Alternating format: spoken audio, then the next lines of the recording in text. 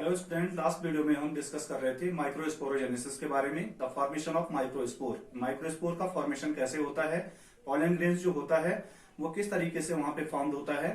आज हम pollen grains का जो यहाँ पे कैरेक्टर्स है, प्रोडक्ट्स है और जो पॉलन ग्रेन्स की वायबिलिटी है, उन सारी चीजों के बारे में हम बात करेंगे कि कैसे एक पॉलन ग्रेन्स के अंदर जो सेल्स होती हैं वो इस स्ट्रक्चर में कैसे अनइक्वली वहां पे डिवाइड हो रही है और टू सेल्स में वो क्या हो रही है, वहां पे डिवाइड होकर के एक जनरेटिव सेल्स और एक वेजिटेटिव सेल्स का फॉर्मेशन कर रही है। तो इस डायग्राम की हेल्प से आप देखिए उसे कि किस तरीके से वो वहां पे हमें दिखाई दे रही है।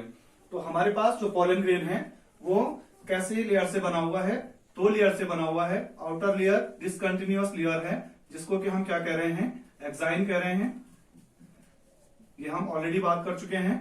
और जो इनर लेयर है उसको हम क्या कह रहे हैं, उसको हम इंटाइन कह रहे हैं, इंटाइन एंड एक्साइन।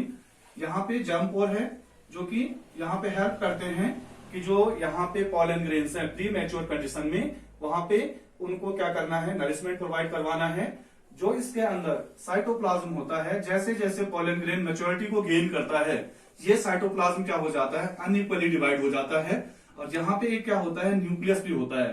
तो जो साइटोप्लाज्म होता है वो किस तरीके से यहाँ पे डिवाइड हो रहा है, यहाँ पे देखिए कि जो साइटोप्लाज्म है वो एक लार्जर सेल्स बना रहा है इस तरीके से, और एक यहाँ पे जो न्यूक्लियस है वो स्मॉलेस्ट सेल बना रहा है।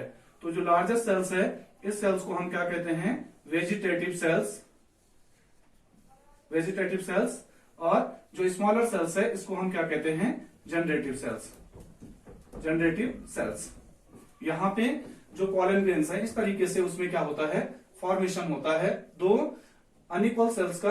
जो लार्जर सेल्स है उसको हम क्या कह रहे हैं यहाँ पे, वेजिटेटिव, और जो न्यूक्लियस से बनी हुई स्मॉलर सेल्स है उसे हम जनरेटिव सेल्स कह रहे हैं। तो वेजिटेटिव सेल्स क्या है, vegetative cells is the bigger in size formed from cytoplasm after maturation. Vegetative cells comes from the germ pore.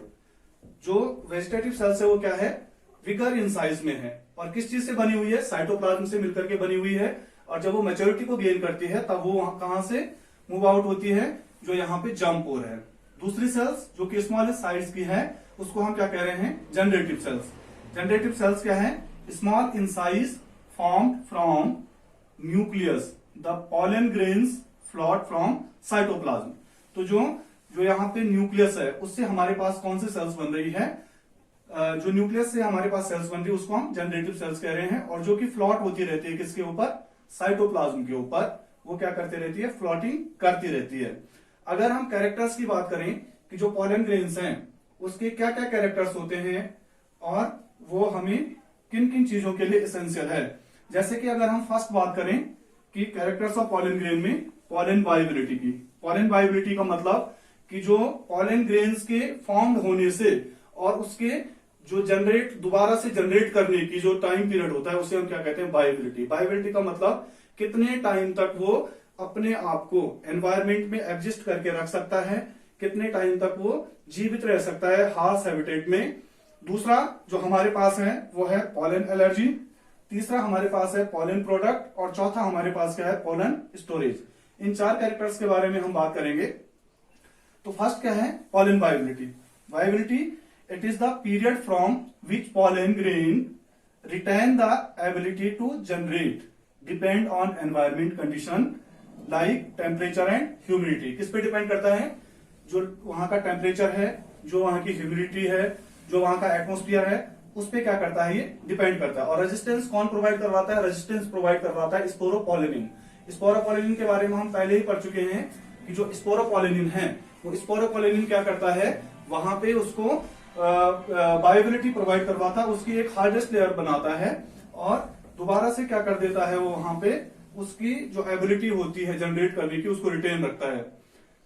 अगर हम यहाँ पे बात करें कि जो पॉलन ग्रेन्स हैं अलग अलग स्पीसीज के, वो किस तरीके से अपने आप को यहाँ पे क्या कर सकते हैं,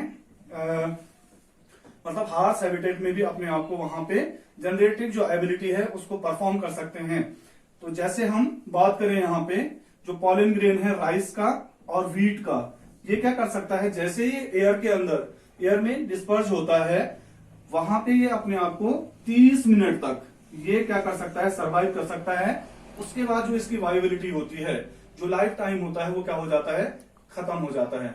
अगर हम कुछ और फैमिलीज की बात करें, जैसे हम रोजेसी फैमिली के प्लांट्स के बारे में बात करें, सोलेनेसी की बात करें, लेगुमिनेसी जो पल्सेस होती हैं, इनका जो पॉलन ग्रेन होता है वो 1 मंथ तक क्या कर सकता है, यहाँ पे सर्वाइव कर सकता है। उसकी 1 मंथ क्या होती है, वाइबिलिटी होती है। तो वाइबिलिटी मतलब कि जो उसकी लाइफ स्पान हम कह सकते हैं कि जब वो पॉलन ग्रेन फॉर्म होगा और कितने टाइम तक वो एबिलिटी रख सकता है कि वो एनवायरमेंटल कंडीशन में अपने आप को वहां पे अपने आप को प्रोटेक्ट कर सकता है इन हार्श हैबिटेट टेम्परेचर और ह्यूमिड जो एरिया है एटमोस्फेरिक कंडीशन में अपना आप को क्या कर सकता है, सर्वाइव कर सकता है। थर्ड हम अगर यहाँ पे बात करें तो दूसरा जो हमारे पास है यहाँ पे वो है पॉलन एलर्जी। पॉलन एलर्जी का मतलब क्या है कि जब प्रोडक्शन होता है पॉलन ग्रेन का लार्ज अमाउंट में, तो ये एयर वाटर के थ्रू क्या हो जाते हैं, एटमोस्फेयर में लार्ज अमाउंट में डिस्पर्ज हो जाते हैं। और डिस्पर्ज होने के बाद क्या हो जाता है कि ये कुछ रेस्पिरेटरी डिजीज को क्या करते हैं, वहां पे फॉर्म करते हैं। तो जैसे हम अस्थमा की बात करें या फिर हम ब्रोंकाइटिस की बात करें, ये सारी की सारी जो पॉलन एलर्जी हैं, ये पॉलन एलर्जी पॉलन ग्रेन से क्या होती है, क्रिएट होती है। The pollen grains produce large amount which float from air and water. Air और वाटर के थ्रू क्या करते हैं, फ्लोट करते हैं। विच एंटर इन रेस्पिरेटरी सिस्टम। अगर ये हमारी रेस्पिरेटरी सिस्टम में क्या करते हैं, एंटर करते हैं, तो ये क्या कर देते हैं, अस्थमा और ब्रोंकाइटिस। ब्रोंकाइटिस का मतलब है ITIS, मतलब इन्फ्लामेशन। जो ब्रोंकियल्स होते हैं उनमें इन्फ्लामेशन हो जाता है और जो हमें सांस लेने में वहां पे क्या हो जाती है, दिक्कत होना स्टार्ट हो जाती है। अगर हम पॉलन प्रोडक्ट के बारे में बात करें तो कुछ टैबलेट्स आपको दिखाई दे रही होंगी जिनको कि हम सप्लीमेंट्री के फॉर्म में क्या कर सकते हैं, यूज करते हैं एज अ फूड सप्लीमेंट, ताकि हम क्या कर सकें, जो परफॉर्मेंस है किसी भी वर्क को करने का उसमें हम क्या कर सकें, इनहांसमेंट कर सकें। तो पॉलन प्रोडक्ट हम बना सकते हैं, जैसे बताया गया है, pollen grain rich in nutrient recent year to use pollen tablet as a food supplement. कुछ सालों से क्या किया जा रहा है कि जो पॉलन टैबलेट है उनको एज अ फूड सप्लीमेंट क्या किया जा रहा है, यूज किया जा रहा है।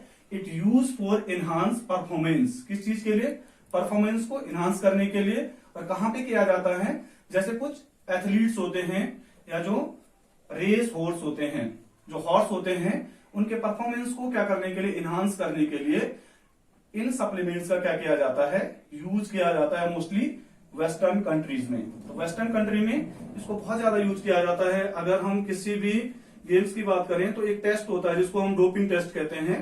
तो डोपिंग टेस्ट में यही चेक किया जाता है कि कोई प्लेयर्स अगर वहां पे स्टेरॉइड्स जो हार्मोन्स हैं उसको क्या करता है, एक्सेस अमाउंट में लेता है, तो जो उसकी परफॉर्मेंस करने की एबिलिटी होती है वो क्या हो जाती है, बढ़ जाती है। तो डोपिंग टेस्ट से पता लग जाता है कि ये जो प्लेयर्स है वो किसी ऐसी टैबलेट्स या स्टेरॉइड का यूज तो नहीं कर रहा है जो कि यहाँ पे मतलब बैंड है। अगर हम लास्ट की बात करें जो हमारे पास दे रखा है, पॉलन स्टोरेज। पॉलन ग्रेन्स को हम क्या कर सकते हैं, स्टोर करके रख सकते हैं, जिसको हम क्रायो प्रिजर्वेशन कहते हैं। क्रायो प्रिजर्वेशन का मतलब होता है कि अगर हम पॉलन ग्रेन को लिक्विड नाइट्रोजन में -196 डिग्री जो सेल्सियस टेम्परेचर है उसमें प्रिजर्व करके रख सकते हैं। क्यों रख सकते हैं, क्यों इसकी हमें रिक्वायरमेंट है, ताकि हम क्या कर सकें कि ऐसी पॉलन ग्रेन्स या ऐसे प्लांट्स जो कि क्या हो रहे हैं, विलुप्त हो रहे हैं, उनके पॉलन ग्रेन्स को हम कलेक्ट करके उसको प्रिजर्व कर सकते हैं पॉलन बैंक में ब्रीडिंग प्रोग्राम्स के लिए, और सीड बैंक में हम उसको क्या करके रख सकते हैं, प्रिजर्व करके रख सकते हैं, ताकि जो स्पीसीज खत्म हो रही है उस स्पीसीज के एग्जिस्टेंस को, उसके अस्तित्व को हम क्या कर सकें, इस अर्थ पे बनाए रख सकें। तो ये हमारे इस टॉपिक से रिलेटेड जो यहाँ पे क्वेश्चन हैं वो पूछे जाते हैं। जैसे वेजिटेटिव सेल्स और जनरेटिव सेल्स में डिफरेंस पूछा जाता है। जो जनरेटिव सेल्स होती है वही जनरेटिव सेल्स क्या होती है, बाद में यहाँ पे फॉर्म करती है मेल गैमीट्स को। यहाँ पे मेल गैमीट्स को अगर हम बात करें कि जो माइक्रोस्पोरोजेनेसिस में पॉलन ग्रेन्स बनता है उसके अंदर नंबर ऑफ सेल्स कितने होते हैं, 3 सेल्स उसके पास होती हैं, 1 vegetative cells and 2 generative cells, जिनको हम मेल गैमीट्स कहते हैं। जनरेटिव सेल्स न्यूक्लियस से फॉर्म होती है। कैरेक्टर्स के बारे में पूछा जाता है, क्या क्या कैरेक्टर्स पॉलन ग्रेन्स के होते हैं, वाइबिलिटी के बारे में पूछा जाता है। तो इस लेक्चर को आप देखिए। नेक्स्ट टॉपिक में हम बात करेंगे जो हमारे पास फीमेल रिप्रोडक्टिव सिस्टम है इन फ्लावरिंग प्लांट्स में, जिसको कि हम कार्पल या पिस्टल कहते हैं, गाइनोसियम कहते हैं।